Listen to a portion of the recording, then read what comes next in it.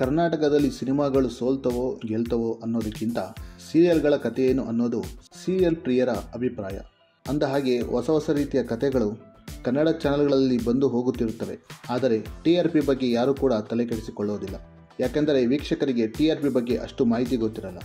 ಆದರೆ ವೀಕ್ಷಕರಿಗೆ ಬೇಕಾಗಿರುವುದು ಒಂದು ಒಳ್ಳೆಯ ಫ್ಯಾಮಿಲಿ ಕತೆ ಹೊಂದಿರುವ ಸೀರಿಯಲ್ ಅಷ್ಟೇ. ಈ ವಾರ ಮತ್ತೊಂದು ಸೀರಿಯಲ್ ಬಿಡುಗಡೆಯಾಗಿ ಸದ್ಯ TRP ರೇಟಿಂಗ್ನಲ್ಲಿ ಮುನ್ನುಗ್ಗುತ್ತಿದೆ. ಅದೇ ನಂದಗೋಕುಲ. ಗ್ರ್ಯಾಂಡ್ ಆಗಿ ಪ್ರಮೋಷನ್ ಮಾಡಿ ಒಂದು ಉತ್ತಮ ಆರಂಭಗೊಂಡ ಸೀರಿಯಲ್ ನಂದಗೋಕುಲ. ಶಿವಣ್ಣರಿಂದ ಈ ಧಾರಾವಾಹಿ ಲಾಂಚ್ ಕೂಡ ಆಗಿತ್ತು. ಅಂತೂ ಇಂತೂ ಎಲ್ಲ ರೀತಿಯ ಚಾನೆಲ್ಗಳ ಧಾರಾವಾಹಿಗಳನ್ನು ಹಿಂದಿಕ್ಕಿ ನಂಬರ್ 1 TRP ಪಟ್ಟ ಅಲಂಕರಿಸಿದೆ. ಈ ನಂದಗೋಕುಲ ಧಾರಾವಾಹಿಯ TRP 4.6ರಷ್ಟಿದೆ. ಇದರ ಹಿಂದೆ ಅಗ್ರಸ್ಥಾನಕ್ಕಾಗಿ ಪೈಪೋಟಿಯಲ್ಲಿ ಲಕ್ಷ್ಮೀ ನಿವಾಸ, ಅಣ್ಣಯ್ಯ ಹಾಗೂ ಅಮೃತಧಾರೆ ಧಾರಾವಾಹಿಗಳು ರೇಸ್ನಲ್ಲಿದೆ. ಇದರೆಲ್ಲದರ ನಡುವೆ ಹೊಸ ಧಾರಾವಾಹಿ ನಂದಗೋಕುಲ ಭರ್ಜರಿಯಾಗಿ ನುಗ್ಗಿ ನಂಬರ್ 1 TRP ಸ್ಥಾನ ಪಡೆದುಕೊಂಡಿದೆ. ಆದರೆ ನಂಬರ್ 1 ಧಾರಾವಾಹಿ ಎಂಬ ಪಟ್ಟ ಅಲಂಕರಿಸಿಲ್ಲ.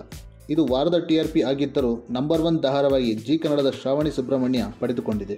ಕಲರ್ಸ್ ಕನ್ನಡದಲ್ಲಿ ನಂದಗೋಕುಲ ಧಾರಾವಾಹಿ ಅಗ್ರಸ್ಥಾನ ಬಿಟ್ಟರೆ ಇದರ ಕೆಳಗೆ ಯಾವೆಲ್ಲ ಧಾರಾವಾಹಿಗಳು ಇದೆ ಎಂದು ನೋಡುವುದಾದರೆ ಮುದ್ದು ಸೊಸೆ, ಭಾಗ್ಯಲಕ್ಷ್ಮಿ, ಭಾರ್ಗವಿ LLB, ನಿನಗಾಗಿ, ಯಜಮಾನ, ದೃಷ್ಟಿ ಬೊಟ್ಟು, ಕರಿಮಣಿ, ರಾಮಾಚಾರಿ, 100 ಜನ್ಮಕ್ಕೂ ಮತ್ತು ವಧು ಧಾರಾವಾಹಿ.